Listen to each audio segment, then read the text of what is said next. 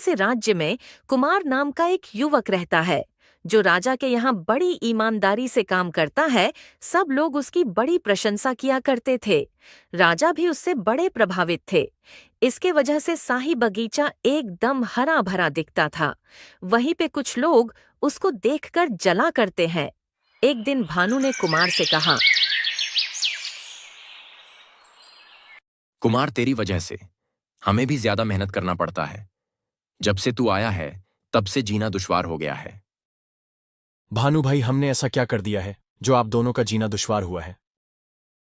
तू जो इतना ईमानदारी से काम करेगा, तेरी वजह से हम दोनों को भी उतना ही करना होता है। जब तू नहीं था तब हम आराम से काम किया करते थे, और तो और सो भी जाया करते थे। अब तो हम सो भी नहीं पाते हैं। सुन ले कुमार, तू गांव छोड़ के चले जा, नहीं तो सोच लेना। कुमार इन धमकियों की वजह से काफी डर सा गया हुआ था। बिना कुछ बोले वो वहां से चला गया। एक दिन अचानक से गांव में सूखा पड़ गया। सभी के खेत कुआं और नदी तालाब सब के सब सूख चुके थे। किसी को भी समझ में नहीं आ रहा था ये क्या हो गया है। तभी उन्होंने देखा कि कुमार की लाश एक जगह पे पड़ी हुई थी। वो दोनों देख के डर गए।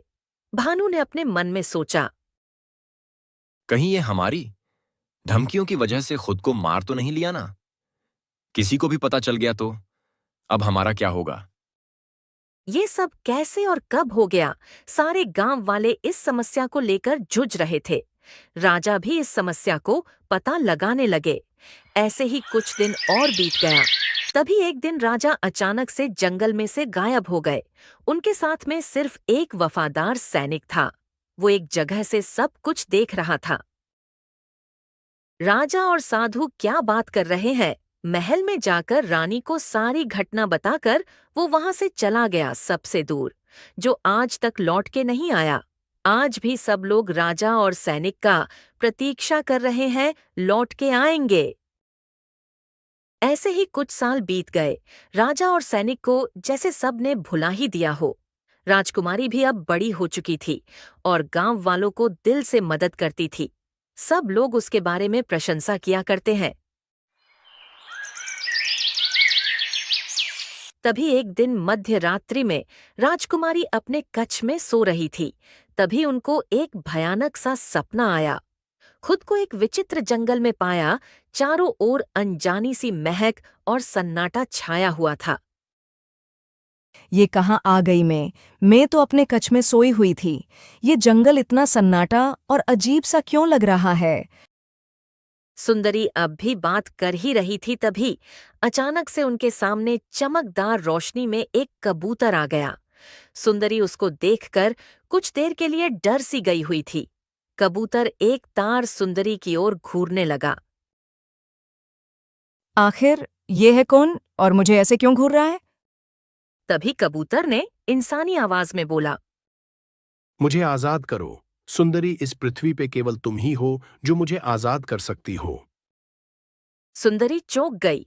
ये कबूतर कैसे बोल सकता है मनुष्य आवाज में? तुम इंसानी आवाज में कैसे बात कर सकते हो? तुम तो एक कबूतर हो। तुम मेरे बारे में ज्यादा मत सोचो। मैं इसके आगे तुम्हें कुछ बोल नहीं सकता हूं। बस इतना जान लो, ये रहस्य तुम्हारे हवेली में ही है, तभी मैं आजाद हो सकता हूं। उस कलश को तलाशना बहुत जरूरी है, नहीं तो तुम्हारे राज्य के लोग मारे जा सकते हैं उस राक्षस की वजह से। वो दिन दूर नहीं जब राक्षस तुम्हारे महल के अंदर घुस जाएगा। अगर वो कलश तक पहुंच गया तो सर्वनाश निश्चय है। आखिर वो कलश रखा कहाँ है? अगले ही पल सुंदरी की आंखें खुल गईं। वो अपने आप को उसी जगह पे पाई। कैसा विचित्र सपना मैंने देखा। वो कौन सा रहस्य और कैसा कलश? तभी उठकर जल्दी से अपनी माँ के कमरे की ओर चली गई। अपनी माँ के कमरे के अंदर पहुंची। सुंदरी डर और पसीनों से बिगी हुई थी। इस हालत में देखकर उसकी माँ रूकमणि सुंदरी से पूछी, क्या हुआ सुंदरी, तुम ठीक तो हो ना? अपनी माँ को उस विचित्र सपने के बारे में बताने लगी। माँ, मैंने एक अजीब सपना देखा। मैंने एक अजीब कबूतर देखा जिसने बताया मुझे एक विचित्र कलश छुपा हुआ है। वो जल्दी से नहीं मिला तो इस महल और राज्य को बड़ी मुसीबत का सामना करना पड़ेगा एक दिन। रुक्मणी काफी देर तक चुप रही। वो सब कुछ जान के भी अनजान बन रही थी अपनी बेटी के सामने। फिर कुछ समय बाद बोली, कोई बात नहीं सुंदरी, तुम्हें कोई बुरा सपना आया होगा। तुम सपनों के बारे में ज्यादा मत सोचो। सुंदरी चुपचाप अपनी माँ के कच्छ से बाहर की ओर चली गई। समय बीतता गया। सुंदरी को बार बार वही सपना दिखाई देता था। सुंदरी तुरंत अपनी माँ के कच्छ में जाकर बोली, माँ, मुझे फिर से वही सपना आया है। उसे कलश चाहिए, श्राप से मुक्त होना है। हाँ, लगता है तुम अपने सपने के बारे में कुछ ज्यादा ही सोच रही हो। जाओ, जाकर आराम करो। सुंदरी नाराज होकर चली गई अपने कच्छ में। कुछ दिन बाद ऐसे ही रोज रोज उसके सपने में आने लगा। बार बार वही सपना सुंदरी को सताए जा रहा था, विचलित हो जा रही थी। तभी एक दिन सुंदरी बगीचे की ओर बढ़ी। वहीं पे मंत्री जी एक कोने में बैठे हुए थे। तभी सुंदरी मंत्री जी को सपनों के बारे में बताते हुए बोली, मंत्री जी, मैंने माँ को कितनी बार बोली, उन्होंने हमेशा मेरी बात को टाल देती है। मुझे लगता है जैसे ये सपना कुछ कहना चाहता है। रहस्य के बारे में हमें पता लगाना चाहिए, वो है क्या? लगता है तुम किसी बात को बहुत गहराई से सोच रही हो। वैसे भी आप महल से काफी समय बाहर नहीं निकली। आप थोड़ा जंगल की सवारी कर लीजिए। आपका मन हल्का हो जाएगा और आपको ऐसे सपने आना बंद हो जाएगा। इतना कहकर मंत्री जी वहां से चले गए। कोई भी सुंदरी की बात का विश्वास नहीं कर रहा था। अगले दिन सुंदरी जंगल की ओर चल पड़ी। एक सुंदर झरने के पास बैठकर गहरी सोच में डूबी हुई थी। झरने की आवाज से दिल मचलित हो रहा था। तभी सुंदरी को एक औरत की आवाज उसके कानों में सुनाई दी। जल्दी से तुम उठकर हमारे पास आवो। तुम्हारे पैरों के पास मगरमच्छ है, काफी बड़ा और विशाल। जैसे सुंदरी ने झील की ओर देखा, तभी उसके सामने मगरमच्छ पानी के बाहर आ गया। सुंदरी दौड़ती हुई आवाज की दिशा में चली गई। एक सुंदर स्त्री झाड़ियों से निकली, सुंदरी के पास जाकर खड़ी हो गई। अगर तुम नहीं आती तो शायद मैं आज मगरमच्छ का निवाला होती। आज तो मेरा नाम शर्मीली है, मैं जंगल में ही रहती हूँ। शायद तुम नहीं जानती, मगरमच्छ चुपचाप अपने शिकार के पास आता है।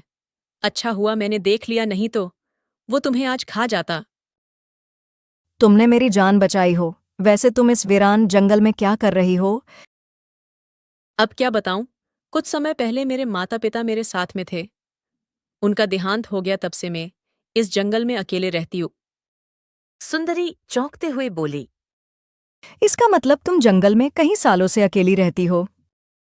हाँ, हमें काफी साल हो गया है। तुम्हें डर नहीं लगता इस सुनसान जंगल में? बचपन से इस जंगल में रहते आई हूँ। माता पिता के देहांत के बाद सब कुछ मैंने अकेले ही सीखा। जंगल के नियम और राज्य के नियम से बहुत अलग होते हैं। जंगल में रहने वाले लोगों के बहुत सी जंगली जानवर दोस्त बन जाते हैं। जब तुम्हें झरने के पास बैठा हुआ देखा, देखकर चौंक पड़ी। बहुत कम लोग इस स्थान पर आते हैं, और तुम्हें मुसीबत में देखा तो मुझसे रहा नहीं गया। मैं राजा हरीश चंद्र की एक लौती पुत्री हूँ। सच बताऊं शर्मीली, मेरी कोई दोस्त भी नहीं है। मेरी हमेशा से यही तमन्ना थी, तुम्हारी जैसे मेरी भी कोई दोस्त हो। क्या तुम मुझसे दोस्ती करोगी शर्मीली? क्यों नहीं सुंदरी? ये सुनकर सुंदरी मुस्कुराते हुए बोली, तुमने मुझे अपना दोस्त बोला है। एक दोस्त कभी भी अपने दोस्त को इस हालात में छोड़ के कहीं नहीं जाऊंगी। तुम भी मेरे साथ महल चलो, अब से तुम वहीं पे रहोगी। गंभीर अवस्था में सोचते हुए बोली, नहीं सुंदरी, मैं तुम्हारे साथ महल में नहीं जा सकती हूँ। तुमने मुझे दोस्त कहा है। एक दोस्त दूसरे दोस्त का दिल नहीं तोड़ते।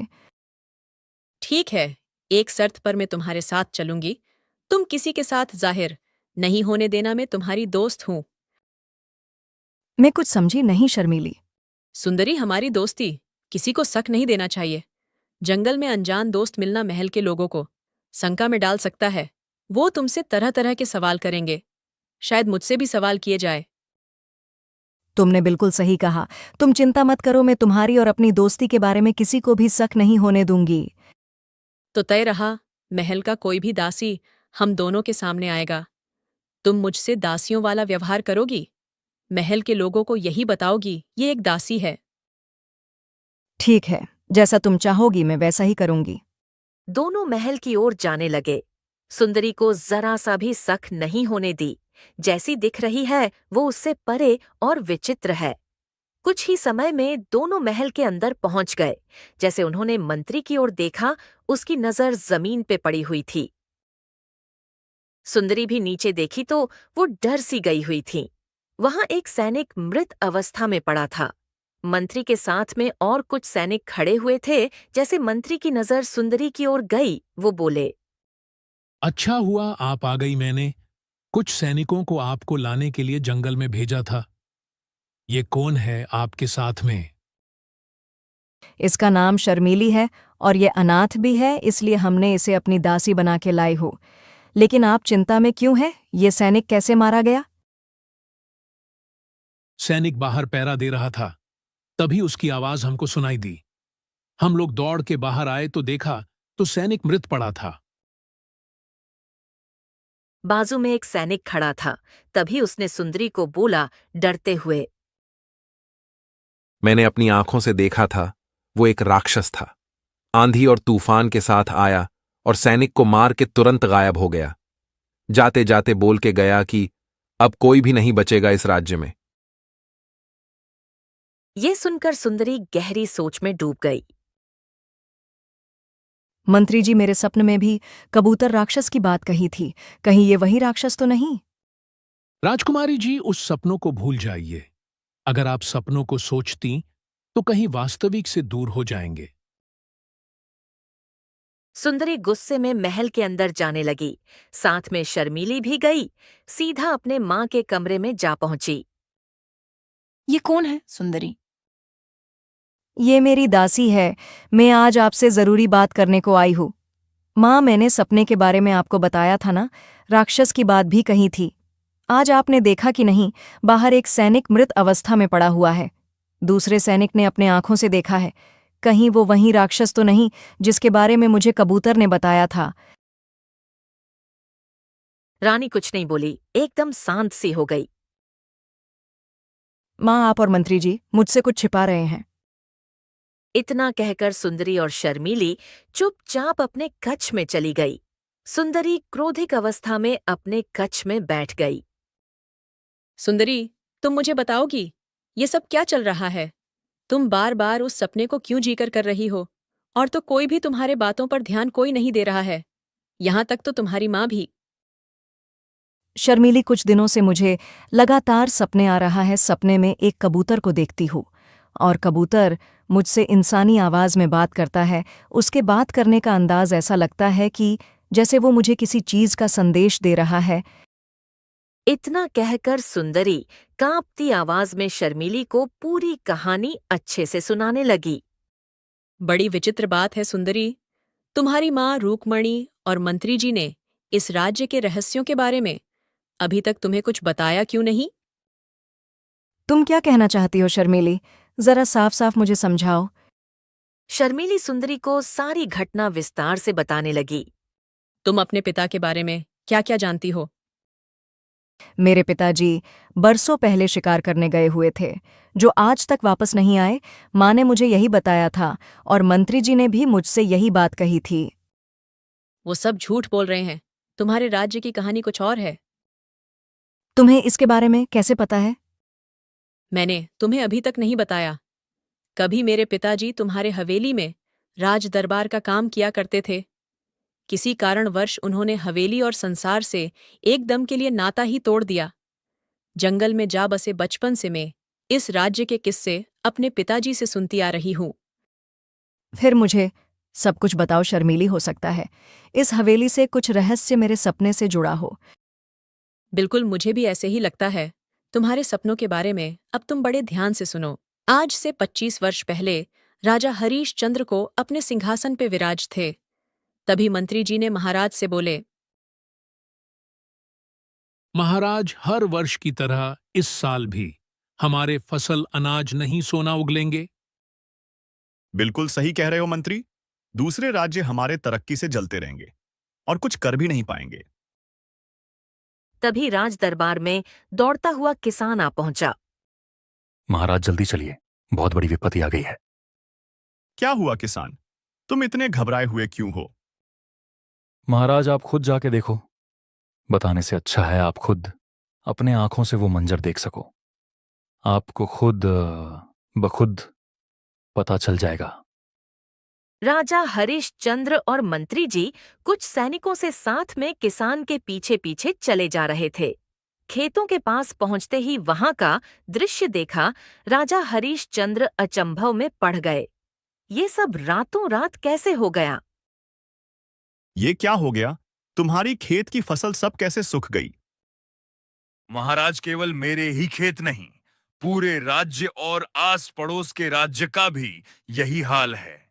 उनके भी खेत सब सूख चुके हैं और तो नदी, तालाब, यहां तक कुआं, उसमें भी जल का कोई पता भी नहीं है कहां चला गया। राजा हरिश्चंद्र के चेहरे पर चिंताएं और गहरी होती गई। ये विपत्ति अचानक हम पे क्यों टूट पड़ी?